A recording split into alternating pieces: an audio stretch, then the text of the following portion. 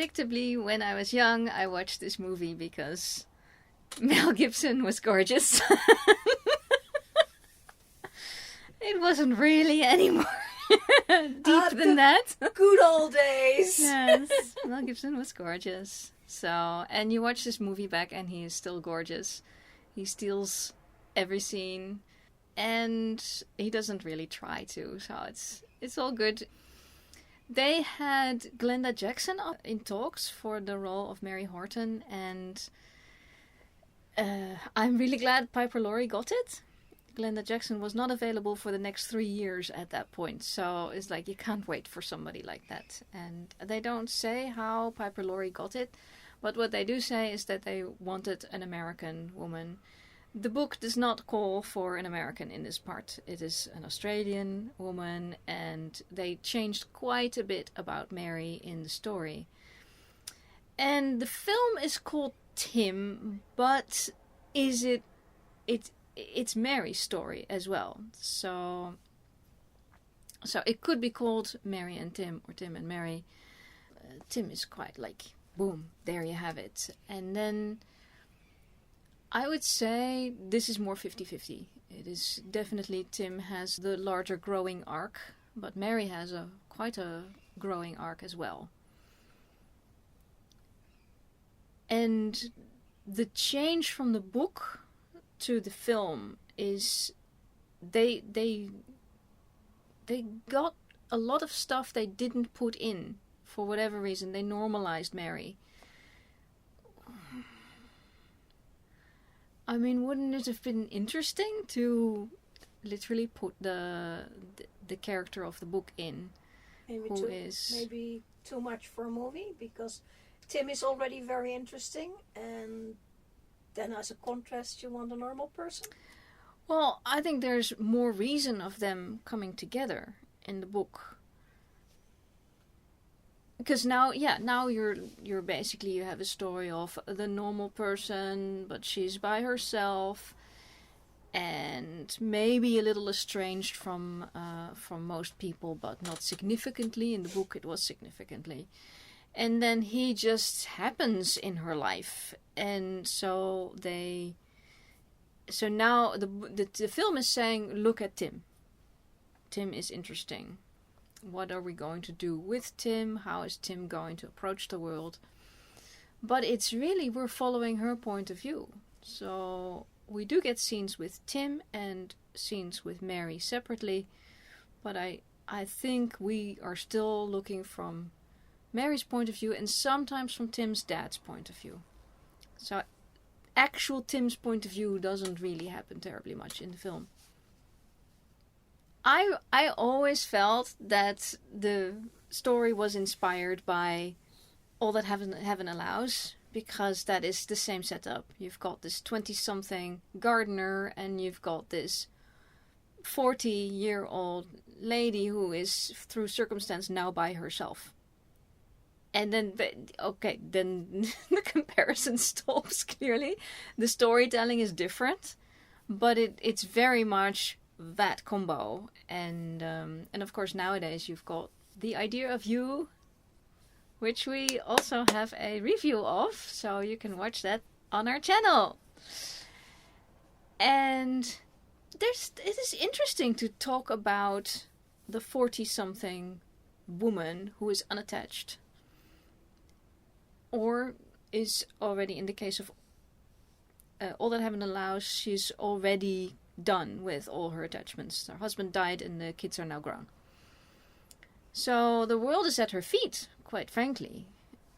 And in this story, Mary goes to work, she goes home, she reads books. She gets annoyed that the gardener keeps cancelling on her. And she goes to work and she goes home, she reads books, and then she has apparently enough income to also have a beach house. So the book really goes into that, and I would have loved to have seen that, but it's the things that you explain in a book that you can't really film in a film, because then you'd have to make scenes about it, and it has to have come up in conversation. But in the book, it was, and you had time to read the book. So So we're not going to do spoiler space here. Homework, go read the book. Yeah, it's worth it. It's very good. And she was working in an office as a secretary or something like that. And they were doing deals, and she had her ears open, and every time they invested in something, she invested in something. And that's how you become rich. On a normal secretary salary. Yeah, and no attachments, no kids to raise, no schools to pay for, and hopefully other extravagant lifestyle. Yeah, she doesn't go anywhere. She has a beach house. Well, she goes to the beach house. And then, yeah, from Tim's side, he is clearly being taken advantage of by everybody. Not by his parents, but by the environment. He tells her, I can't read, and then she asks, what about schooling? And he said, until 15, and then they basically put him to work, and that's, of course, the right thing to do. But 15, if you stay in school until 15 and you literally cannot learn, you can't do the school system. I mean, you can't really say that they take him out of school any earlier than that, because you've got learning laws. But, oh my God, that must have been horrible. Yep. So they don't really go into it. In the book, it's clear the parents are older. In the film, you can see they're older, but it's never explained. But it's explained in the book. So there's all these things that you go, well, if you've read the book, it brings in the new dimension, because you know. If you've not read the book, then the film at least gives you a hint. Like, look, these parents are older. And there must be a reason for that. So they're also not going to last as long as parents who would have had kids when they were 20. So I think the father was taking in most of the money that Tim made, spend it on food and necessities and things, and give Tim some ice cream when he wants to. But other than that, they have quite a frugal living, and it all goes into a fund where Tim is going to be taken care of when the parents are no longer there. And this approaches quite rapidly in the film. So first Dawnie, this is the sister, gets married. They need to make sure Tim is not there because of the crowd. So now we know that he's also got a social phobia, or it's too much for him. They never say what Tim has. And they probably don't know. But they've brought him up to a level, and they can't do any more than that. And then he meets her, which I think is probably the only time in his life that he has ever had one-on-one time with an adult other than his parents and his sister. And she is like, oh, okay, let's do this, let's try that, let's not put half of the sugar bowl into our teacup. And he picks that up quite naturally and quickly. So it's not that he can't learn. He can still learn, and he can now learn, or whatever it is. But he's gotten to the point where he can learn, he can grow. And then one aspect is that nobody actually noticed that he actually became a grown-up. Although he's how he is, he's not a kid. So that's, I think, how the relationship with Mary and Tim can actually work. Is nobody noticed he grew up in the meantime, because it just took him 10 years longer, and he's never gonna act like any other grown-up. But the best solution is to be with her in the end, because that sister is horrible, hopeless. Even after she says, yeah, okay, we'll be nicer, but no. Somebody who has that kind of mentality of claiming that Mary was taking advantage and basically using him as a toy boy, where that wasn't at all going on. I think Dawnie projects the way that she sees Tim on Mary. And so that whatever she says that she thinks that Mary is thinking about Tim, that's what Dawnie thinks about Tim. Well, that could be a point that's never raised in the movie, is, and certainly not in the book that I remember, is what has Dawnie had to deal with from the environment regarding her brother. Because they all go, ooh, he's pretty, that's a nice piece of something. And then at the same time, yeah, but no, you can't. That is not the boy that you can do that with. So, yeah, she's probably super protective. So we can cut Dawnie some slack. Yeah. Yeah. And it's fair. I mean, clearly she's afraid that her brother's going to be in a bad situation. And at the same time, she won't be able to take care of Tim. And the parents seem to have known that because they had a fund ready and all of that. Not that they would have not had a fund ready if they had asked the daughter to take care of him, but... So then I want to actually go to the second movie, which I didn't know existed until yesterday. In 1996, Candice Bergen produced a movie, and it's called Mary and Tim. Because I found it when I was on YouTube looking for any sort of like behind the scenes of Tim, and it's like, oh, would you like to see Candice Bergen doing Mary? Yeah. Of course. But Candice Bergen, wow. Who's playing Tim?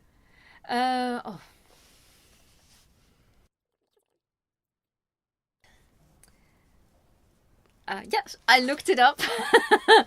Richard Kiley. And we'll have a picture here. And we'll have a picture here when he was young and cute. So the description is also 24-year-old Tim. But now, Candice Bergen in the late 90s is not 40. And as pretty as she is, cannot pass for 40. So... It was very interesting, all the changes they made. It is actually no, I don't know. But the name of the first producer, writer, and director is on this new film. So he was involved. And it says based on the film Tim, which is based on the book by Colleen McCullough. So we are now 2 steps removed. And oh, by the way, Hallmark Channel.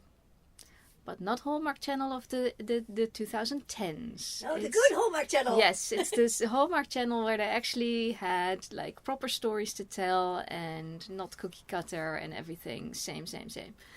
So Candice Bergen produced this. So she was all in for it. And I think she is obviously the perfect person to play this part. And they changed the part of Mary in various ways. They changed that Mary is no longer a spinster, single woman who is super introverted. And in the film, Tim, she's a businesswoman. Which is, for the late 1970s, is a nice, again, feminist or forward-thinking idea. But you do accept then that in the 50s, she was already being a businesswoman. She was working on her career as a businesswoman, because the book does not state that at all. So that's a different type of woman than the book, but a fair rendition, and especially if you have Piper Laurie. Because one of the reasons that Tim says you're an older woman, therefore I should call you Mrs., is because Mary has white hair, but Piper Laurie does not, and you're not gonna put a wig on her or bleach her hair. No, she's got red hair. Because she is Piper Laurie, so you don't do that. And so it's not that easy to see that she's clearly that much older. But a 40-year-old to a 24-year-old does look older. That's a clear difference, even if it's Piper Laurie, and if it's Anne Hathaway, you can see it. It is not a 24-year-old. So we now got the 50, deeply into the 50s, I would imagine, year-old Candice Bergen. So her role is that her husband has just died. It looks like they had no children, and which is the love of her life. They make a point of that, and that's for Hallmark, that's a good choice. And then her mother also just died. So she is like deeply bereaved, and she really does not want anybody. She wants to just take care of, she's doing rescue kittens. Again, that's flavor that wouldn't be in the book, and in a feature film you don't put that in, but in this you want to make it more homey. And what I also saw is a difference between the Australian rendition and the American rendition, because now we're just fully American. We're not pretending this is Australia. Is that the neighbor lady, instead of talking in the garden on the driveway, which is in the book and in the film, were in Mary's kitchen. The neighbor lady just walks into the kitchen, they helps with the washing up, and then they talk. And this happens throughout the film. Mary walks into the house of Tim's parents and happens to glance into the kitchen as she hears them talk about what are we going to do with Tim when the wedding's happening, etc., etc. So she just offers, shall I just take? And I think this is more the American life that they're trying to show, or at least the Hallmark version of the American life, where you wouldn't be standing out on the driveway and then says, I'm going into my house now. Now you constantly be drinking coffee together and talking about life. So this Mary is, if she's not an introvert, then definitely life is intruding on her introvertness quite a lot. So she has a dog, she has some rescue cats, and she has a garden that needs work. So a lot of work. So nominally they follow the story for the first slightly over half of the Mary and Tim movie. So it's Mary and Tim, and that's correct because it is Mary and Tim, because you do need to tell her story in order to tell the story with him. But by the time they get very quickly through most of the plot points.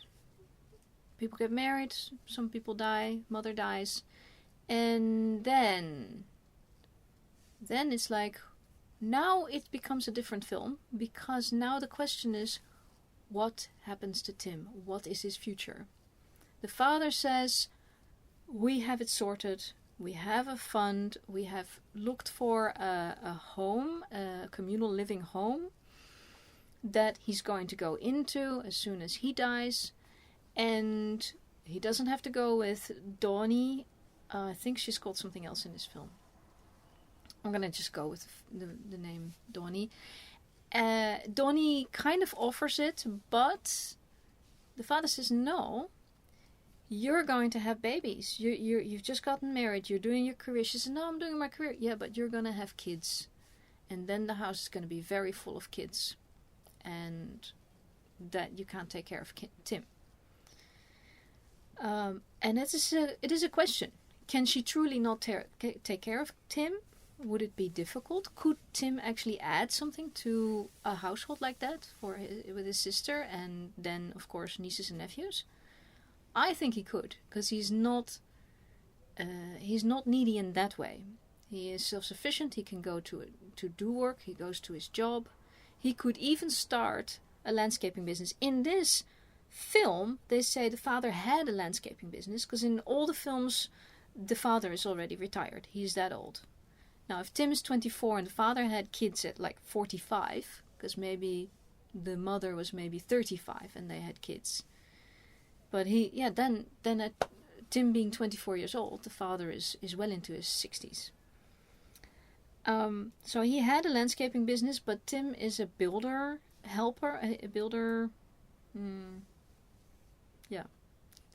And that doesn't work for him because he gets bullied in every version, every rendition, and it is a harsh group of people to be around. It's all men.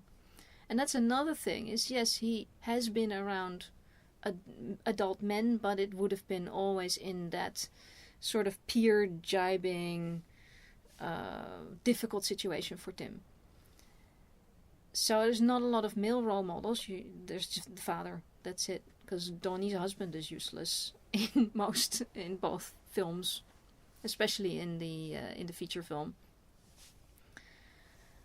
So what to do with Tim is basically the last third of the film. And this takes a different turn, because in the book and in the Australian rendition, it is people make a decision about it. Mary makes a decision. As when Tim shows interest in her as a romantic and life partner, she eventually decides to go with it. In the book, that has a lot of to do, because you don't see that in the film. They have a beautiful wedding night, and I was watching the Hallmark film, and they go until the wedding. They don't continue until the wedding night, whereas a drama film will show you until the story is done, and that's when the father died in the Australian movie. But the Hallmark film is you do everything leading up to the wedding. Fair. I understand that's going to be a format that's going to be more appropriate for that channel. So you need to put everything before them actually getting married. It's like, how does this get decided? In the book,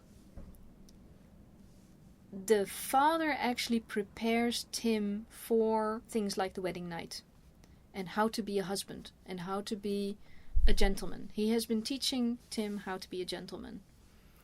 So you always open the car door, you always, you make sure that she's got something to drink, etc. But he also gives Tim education on literally the wedding night. And in the Australian film, is a beautiful, gentle lovemaking. I thought, okay, very, very interesting, and the plot continues on. The American film took a completely different view of things. There, everybody's talking about Tim, and then Tim says, "No, I am an adult." He literally says it. "I'm an adult. You didn't notice, but I actually am." And he saw Dawnie being proposed to by her now husband. And he says, "I know what marriage is. I want to live with Mary. I want to be her husband." And then he proposes to Mary, which is a completely different way of dealing with it. But it gives him his agency, which he didn't have in the other films, although everybody was very careful to make sure that this was what he wanted. But in the American movie, he does it himself. And I thought that was a very interesting take on the story, because I'm like, yeah, okay, you're veering out of the intention of the book, but this works. This works, because it is actually harder for Candice Bergen Mary to say, "I will, let's spend our life together, we're going to do this," because she's already had a full life with her first husband. She knows what it is, and she's like, she won't propose to Tim. She won't do it. She won't take that responsibility. He has to want it. So I really felt that it's totally worth watching that movie as well, and it's on YouTube, clearly. I believe it's also on Amazon Prime, but you'd have to look it up. Wherever you find Hallmark, probably. So it's not a schmaltzy Christmas movie. It is. They take it seriously. It is, but it's very much a TV movie. Interesting, I also thought, was the scene where Mary drives to the home that has been talked about, and she checks it out as in, this is where Tim's going to be after his father dies, and that's where I'm going to visit him. And she drives she drives away. She's not horrified, because there's nothing bad going on there, but it is still a home with a fence, and she sees a young guy staring out through the latticework of the fence, and she's like, "No, not my Tim," because the thing is, they are bonding over beach. Hey, It's always good to beach. Ask Eddie again. Yes. And gardening and reading. Even reading. Oh, one thing I really liked in the new version is she's not a businesswoman. She's not a secretary. She is a businesswoman. She owns a bookstore. And that, of course, is a hallmark shorthand for this woman loves books. Because that is one of the basic fundamentals of Mary, is she is a bookworm. When she takes in the film you see it briefly, but in the book it's actually described clearly. She takes Tim into the house when she doesn't know him very well yet and wants to show her bookcase off. So she literally takes him into the study and stands in front of the bookcase, and Tim looks at the flowers that are on the table because books mean nothing to him. Because he can't read, and then she teaches him to read. And in the Hallmark film, there's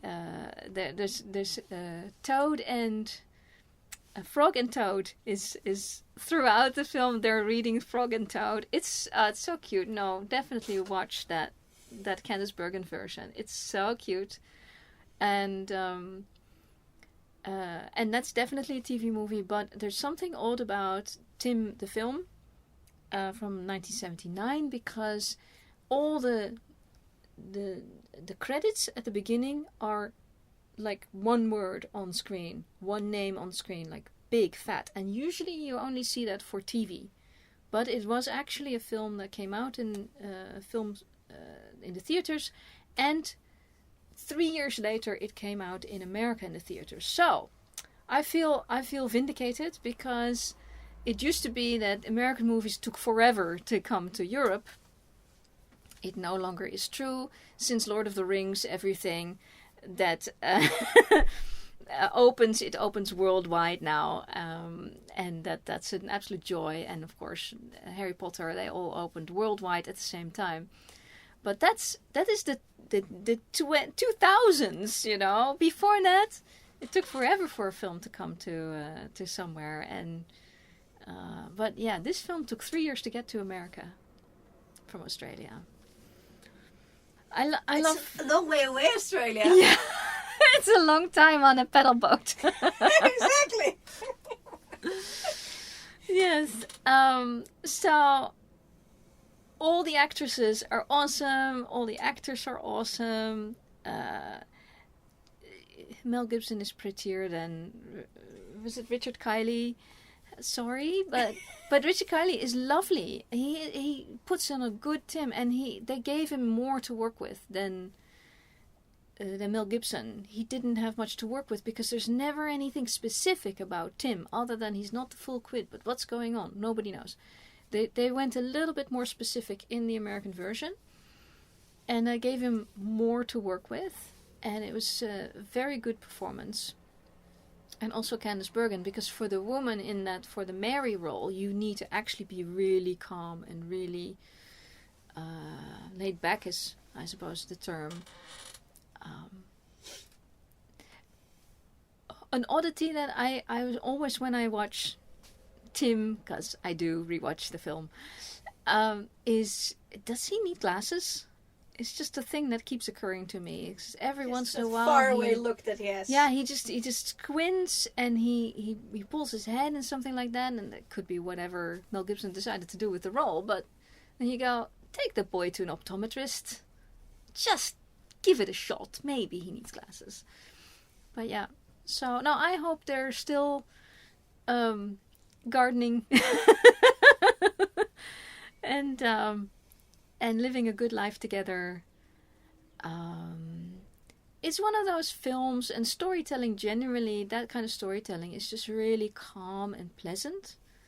And it isn't, it's a romance, but it is a romance drama, because quite a lot of stuff happens that is real life and difficult. And difficult decisions need to be made. But then they still end up together, and yay, works for me. So, many thumbs up. I will recommend both movies and of course the book. And if you like that, then try the Thorn Birds. But it's not anything like the Thorn Birds in that sense. That had a lot of melodrama in it, and this is just pure storytelling. Yeah. So, I like it. I enjoyed it. And that's my opinion, and I'm sticking to it.